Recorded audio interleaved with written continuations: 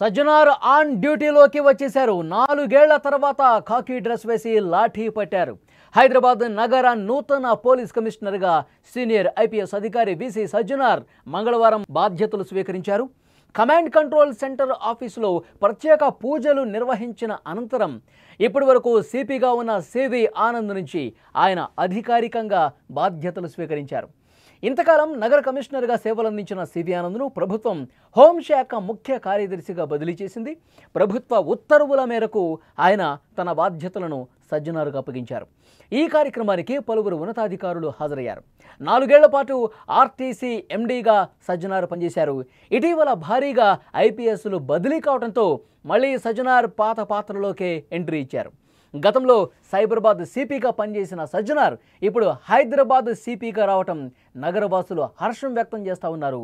నగరంలో శాంతి భద్రతలపై ఆందోళన వ్యక్తమవుతున్నటువంటి టైంలో క్రైమ్ రేటు పెరుగుతున్నటువంటి సమయంలో సజ్జనారు దాన్ని పూర్తిగా కంట్రోల్ చేస్తారో, అదుపులోకి తీసుకొస్తారన్న నమ్మకం ప్రజలకు కూడా ఉంది.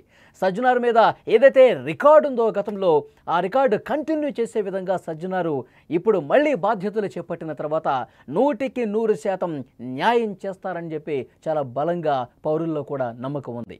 విసి సజ్జనార్ 1996 బ్యాచ్కు చెందిన ఐపీఎస్ ఆఫీసర్.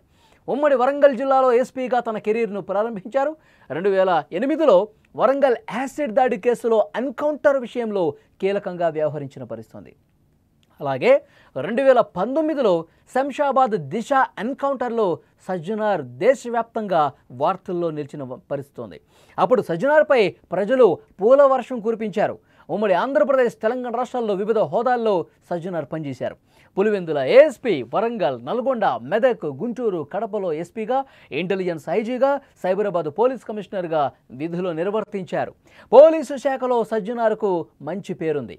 మరి హైదరాబాద్ సిపిగా ఎలాంటి మార్పులు తీసుకొస్తారు, ఇక నుంచి సజ్జనార్ ప్రయాణం ఏ విధంగా ఉంటుందన్నది కూడా చూడాల్సినటువంటి అవసరం ఉంది.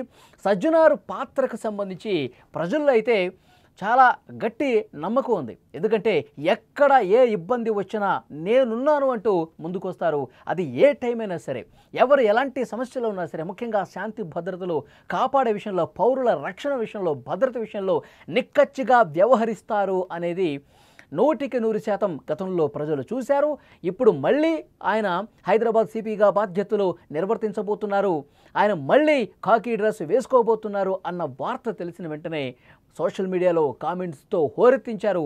మళ్ళీ మా బాస్ వచ్చేశారు అంటూ కామెంట్లు పెట్టిన పరిస్థితి. గతంలో ఒక్కసారి ఆయన ట్రాక్ రికార్డు చాలా బలంగా ఉందని చెప్పాలి. ఎక్కడ కూడా కాంప్రమైజ్ అయ్యేటువంటి విధానం ఆయనది కాదు. ముఖ్యంగా ఎన్కౌంటర్ స్పెషలిస్ట్గా ఆయనకి చాలా పెద్ద పేరుంది. ఇంతకుముందు నేను చెప్పినట్టు యాసిడ్ దాడి ఘటన జరిగినటువంటి సమయంలో కావచ్చు, 2019లో దిశ ఘటన జరిగిన తర్వాత ఎన్కౌంటర్ జరిగిన సమయంలో ప్రజలు సజ్జనార్ని పూల వర్షాన్ని కురిపించి చాలా కరెక్ట్ చేశారు, ఆ దుర్మార్గులకి గట్టి గుణపాఠం చెప్పారంటూ ప్రజల్లో ఆయన పేరు మారుమోగిపోయింది. ఇక్కడ తెలంగాణలోనే కాదు, హైదరాబాదులోనే కాదు, దేశం మొత్తం కూడా ఆయన పేరు మారుమోగినటువంటి పరిస్థితి ఉంది. ఎందుకంటే ఒక వెటర్నరీ డాక్టర్ని లారీ డ్రైవర్, క్లీనరు అత్యంత దారుణంగా అత్యాచారం చేసి పెట్రోల్ పోసి తగలబెట్టేశారు. మొత్తం అట్టడిగిపోయింది. దేశవ్యాప్తంగా తీవ్ర సంచలనమైన పరిస్థితి ఉంది. తర్వాత ఆ నిందితులు ఎవరైతే ఉన్నారో వాళ్ళని పట్టుకున్నారు. సీన్ రీకన్స్ట్రక్షన్ చేయడానికి అక్కడికి వెళ్ళినప్పుడు పోలీసుల మీద తిరగబడిన నేపథ్యంలో ఆన్ ది స్పాట్ వాళ్ళని ఎన్కౌంటర్ చేసి పడేశారు.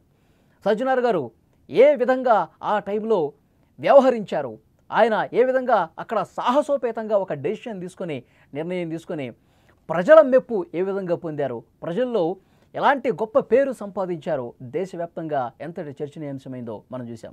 సో మళ్ళీ ఆయన ఖాకీ డ్రెస్ వేసుకోబోతున్నారు అని వార్త తెలిసిన వెంటనే ప్రజలందరూ కూడా సంతోషం వ్యక్తం చేస్తున్నారు. ఈరోజు బాధ్యతలు తీసుకోబోతున్నటువంటి సమయంలో సివి ఆనంద్ నుంచి ఆయన బాధ్యతలు తీసుకున్నటువంటి సమయంలో అక్కడికి చాలామంది సజ్జనార్కి సంబంధించినటువంటి అనుబంధీకులు ఎవరైతే ఉన్నారో, అక్కడ ఆయన కొలీగ్స్ ఎవరైతే ఉన్నారో, మీడియా మిత్రులు ఎవరైతే ఉన్నారో వాళ్ళందరూ కూడా శుభాకాంక్షల వెల్లువ అనేది కొనసాగింది. ఆ దృశ్యాలు మీరు చూస్తూ ఉన్నారు.